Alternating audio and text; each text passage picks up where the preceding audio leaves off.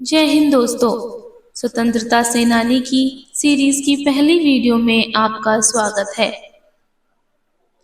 भारतवर्ष को आजाद करवाने के लिए नौजवानों को प्रेरित करने वाले चंद्रशेखर आजाद का जन्म 23 जुलाई 1960 को वर्तमान उत्तर प्रदेश के भाभरा गांव में हुआ था। उनका वास्तविक नाम चंद्रशेखर तिवारी था। उनके पिता का नाम सीताराम तिवारी तथा माता का नाम जागरणी देवी था।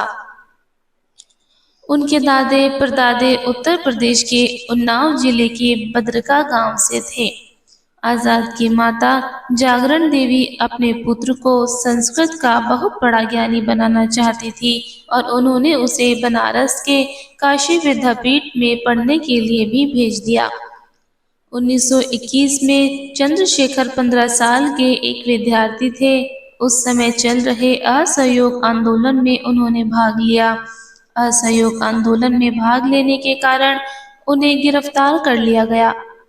जेल होने के बाद उन्हें जिला मजिस्ट्रेट टॉमसन क्रिकेट के सामने प्रस्तुत किया गया, परंतु इस मुलाकात से पहले उन्होंने अपने आप को आजाद का नाम दिया और अपने पिता को स्वतंत्रता का नाम दिया और अपना घर जेल को बताया। 1922 में असहयोग आंदोलन को महात्मा गांधी के द्वारा समाप्त कर दिया गया। इस निर्णय से चंद्रशेखर आजाद बहुत निराश हुए। इस आंदोलन की समाप्ति के बाद वे राम प्रसाद बिस्मिल नामक एक व्यक्ति से मिले।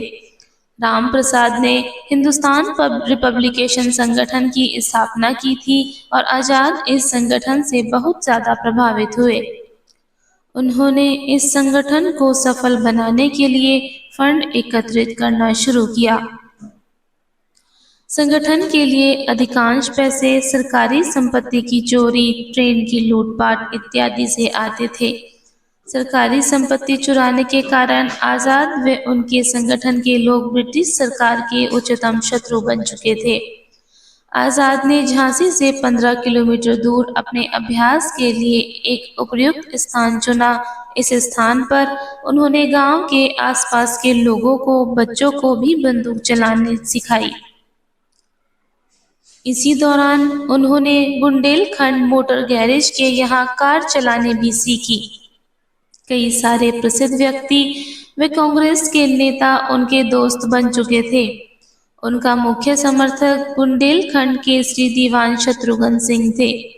शत्रुघ्न ने बुंदेलखंड में स्वतंत्रता आंदोलन की शुरुआत की थी। उन्होंने आजाद को वित्तीय सुरक्षा के साथ साथ हथियार व लड़ाकू सैनिक भी दिए। हिंदुस्तान रिपब्लिकेशन संगठन के लोग तथा क्रांतिकारी नेताओं ने 1925 में काकोरी ट्रेन में लूटपाट की। ब्रिटिश सरकार ने इस संगठन के मुख्य लोगों व क्रांतिकारियों को पकड़ने का आदेश दिया। कई क्रांतिकारियों को मृत्यु दंड देने का निर्णय लिया गया। चंद्रशेखर आजाद, केशव चक्रवर्ती तथा मुरारी लाल गुप्ता सरकार के हाथों से बच निकले। आजाद ने फिर एक बार हिंदुस्तान रिपब्लिकेशन संगठन की पुनः स्थापना की। 1928 में आजाद ने भगत सिंह तथा कई अन्य क्रांतिकारियों के साथ मिलकर हिंदुस्तान रिपब्लिकेशन संगठन का नाम परिवर्तित करके हिंदुस्तान सोशलिस्ट रिपब्लिकेशन एसोसिएशन रखा। वह उसकी पुनः स्थापना की। इस संगठन में सुखदेव, राजगुरु व अन्य क्रांतिकारी भी सम्मिलित थे।